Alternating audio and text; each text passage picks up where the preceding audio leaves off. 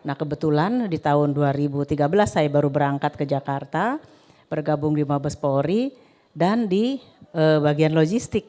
Logistik seluruh Indonesia tentunya dari mulai pengadaan. Jadi begitu banyak di situ terkumpul tuh dana-dananya banyak.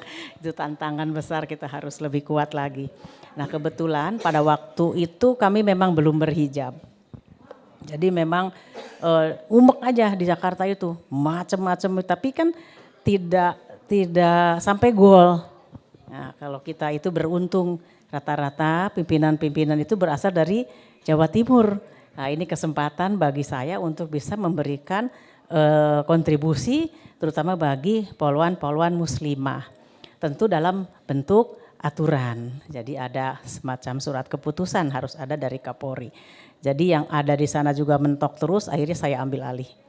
Dengan mencoba mendesain hijab, kemudian bajunya, trial and error, bikin salah, tidak disetujui. Nggak ada masalah karena di logistik kan banyak dukungannya. Gak apa-apa bikin baju tinggal bikin. Karena seragam poluan itu kalau kita hitung hampir 42 macam. Sampai termasuk poluan hamil, orang yang sedang hamil itu. Jadi macam-macam harus dirubah.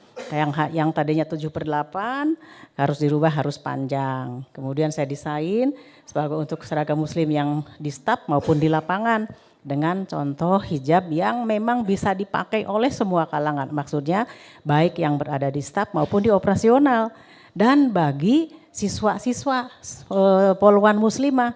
Jadi pada saat latihan pun jangan sampai mengganggu dan kita harus praktis. Dan ini pun tantangannya banyak. Ada yang sudah membuat, merasa diambil, bisa bertentangan. Kalau saya maju terus, yang penting gak ada kepentingan buat saya, tapi yang penting adalah untuk poluan muslimah untuk bisa berhijab. Karena di samping tuntunan, di samping tuntutan dari masyarakat, kenapa sih memang poluan gak boleh berhijab? Nah itu dia, saya dulu dari sejak masuk poluan pun kalau di luar masih pakai hijab karena belum ada aturan, jadi kalau ke kantor belum berhijab. Jadi kejadiannya pada saat saya jadi Kapolres, baik di Surabaya Timur maupun di Batu, itu kalau ada kegiatan-kegiatan, saya suka safari zuhur.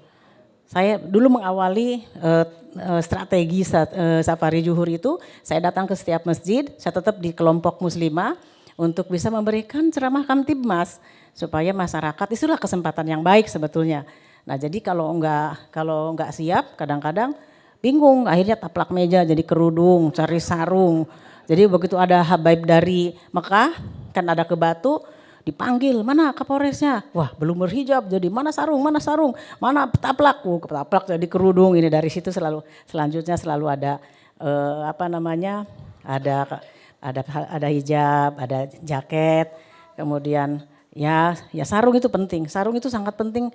Tidak hanya untuk, jadi kalau di operasional saya pernah di BNN, itu kalau ke ladang-ladang gajah di gunung-gunung itu kan gak ada toilet. Jadi mobile toiletnya adalah sarung, mukena. Jadi kalau tinggal tutup aja karena gak ada lagi di hutan siapa ada toilet perempuan. Jadi pergi dengan modal-modal itu di Thailand juga sama begitu. Jadi mobile toiletnya muslimah itu ya sarung kemana-mana. Jadi tidak hanya bapak-bapak saja sarung itu. Buat saya sangat bermanfaat ketika berada di ladang di hutan, terutama di ladang-ladang opium maupun di ladang ganja. Jadi harus ada itu. Nah jadi dari situlah, mengawali memakai hijab sebelumnya sebagai Jakarta, saya yang ditunjuk untuk berhijab ketika saya jadi Wakapolwil Bojonegoro. Itu heboh se-Indonesia.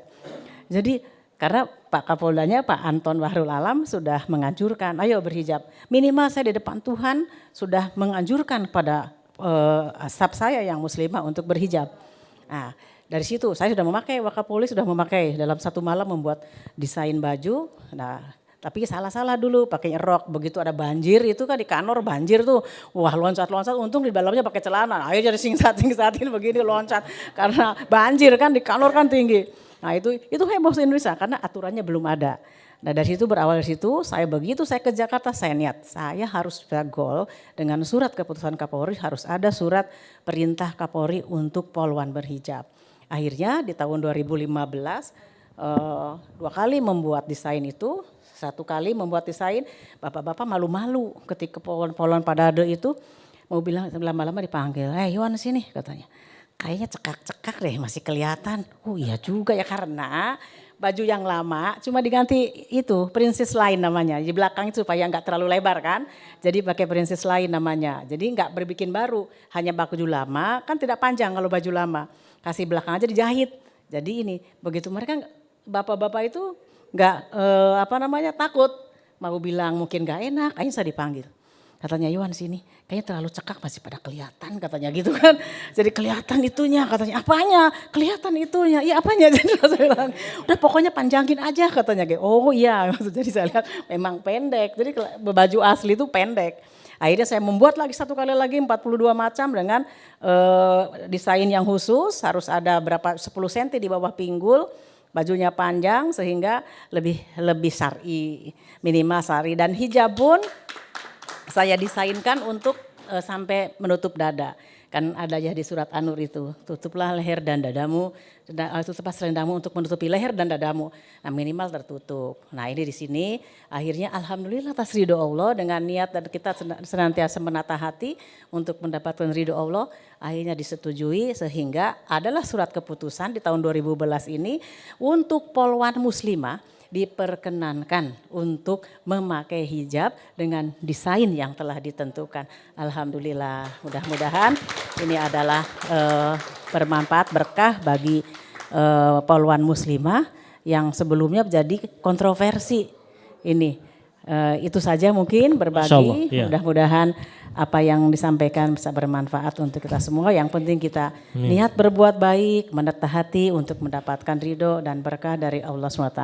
Terima kasih, wabillahi taufiq wal hidayah. Wassalamualaikum warahmatullahi wabarakatuh. Waalaikumsalam warahmatullahi wabarakatuh.